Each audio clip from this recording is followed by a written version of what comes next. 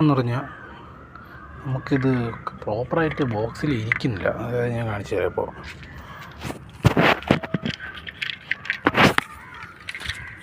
നമ്മുടെ ബോക്സ് സാധാരണ ഇതിനെല്ലാത്തിനും യൂണിവേഴ്സലായിട്ട് സൈസും തോന്നുന്നു. ഇതിങ്ങനെ വെച്ചിട്ട് മുകളിലത്തെ ക്ലിപ്പ് ഇടുമ്പോൾ ഇത് ലോക്കാവണം. ഇപ്പോൾ ക്ലിപ്പ് വീണിട്ടുണ്ട്, പക്ഷേ ഈ സാധനം ഇങ്ങനെ ഒരുങ്ങി വരുവാണ്.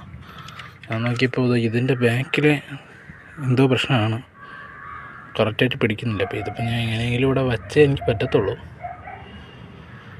ഞാനതിപ്പോൾ നോക്കട്ടെ.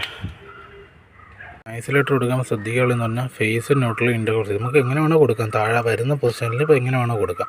ഇവിടെ ഞാൻ ഫേസ് കൊടുത്തേക്കുന്ന റൈറ്റ് സൈഡിലാണ്. അപ്പോൾ മുകളിൽ വരുമ്പോഴും ഫേസ് നമ്മൾ റൈറ്റ് സൈഡിൽ തന്നെ കൊടുക്കാൻ മാക്സിമം ശ്രദ്ധിക്കുക. അപ്പോൾ അങ്ങനെ ശ്രദ്ധിച്ച് കഴിഞ്ഞാൽ നമുക്ക് വലിയ ഇഷ്യൂ ഉണ്ടാവില്ല കേട്ടോ. ഞാൻ വെച്ചിട്ടുണ്ട്. ഇപ്പോൾ ഇവിടെ നമ്മൾ ശ്രദ്ധിക്കേണ്ട കാര്യം എന്ന് പറഞ്ഞു കഴിഞ്ഞാൽ ഐസൊലേറ്റർ ഈ കണക്ഷൻ കൊടുക്കുന്നത് എപ്പോഴും ഫുൾ ടൈറ്റിലായിരിക്കണം. അല്ലാതെ ലൂസ് കണക്ഷനൊക്കെ വന്നു കഴിഞ്ഞാൽ വീട്ടിൽ എന്തെങ്കിലും വർക്ക് ചെയ്തുകൊണ്ടിരിക്കുമ്പോൾ കട്ട് ഓഫ് ആവുന്ന പ്രശ്നം വരും. കാരണം ഐസൊലേറ്റർ നമുക്ക് MCP RCP പോലെ ട്രിപ്പാകുന്ന ഒരു ഐറ്റം അല്ല. സോ വയ്ക്കുമ്പോൾ ഫുൾ ടൈറ്റിൽ വയ്ക്കാൻ നോക്കുക.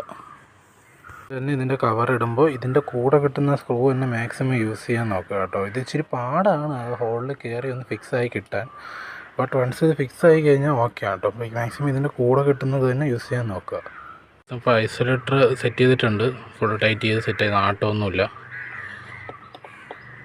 ഇനി നമുക്ക് ഫ്യൂസ് ഇട്ടിട്ട് സപ്ലൈ വരുന്നുണ്ടോ എന്ന് ചെക്ക് ചെയ്യാം.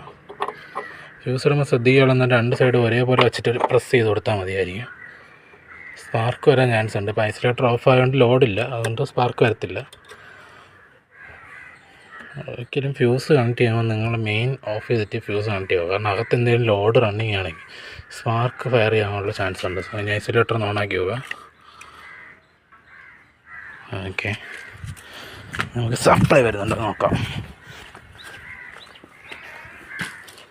സോ ഇതിൻ്റെ എക്സ്റ്റൻഷൻ മോഡ് ഞാൻ അവിടെ കണക്ട് ചെയ്തിട്ടുണ്ട്. ഓക്കെ, സപ്ലൈ വരുന്നുണ്ട്. ഇനി നമുക്ക് വർക്കുള്ളതെന്ന് പറഞ്ഞാൽ അകത്താണ്. ഇവിടെ സ്വിച്ച് ബോർഡൊക്കെ ഞാൻ അഴിച്ചിട്ടിട്ടുണ്ട്. ഇത് മൊത്തം ഇനി ഒന്ന് റീവർക്ക് ചെയ്യണം. വയറിംഗ് എല്ലാം ഒറ്റ കളറാണ്, ഇത് പണ്ടത്തെ വയറിങ്. അപ്പോൾ ഇതിൻ്റെ പാർട്ട് 2 വരുന്നുണ്ട് ഗൈസ്. സ്റ്റേ ട്യൂൺ ചെയ്തിരിക്കുക. അതിൻ്റെ വയറിങ് എങ്ങനെയാണെന്നും ബാക്കി കാര്യങ്ങൾ എങ്ങനെയാണെന്നും ഞാൻ നെക്സ്റ്റ് വീഡിയോയിൽ പറഞ്ഞേക്കാം. ഒന്ന് ലൈക്ക്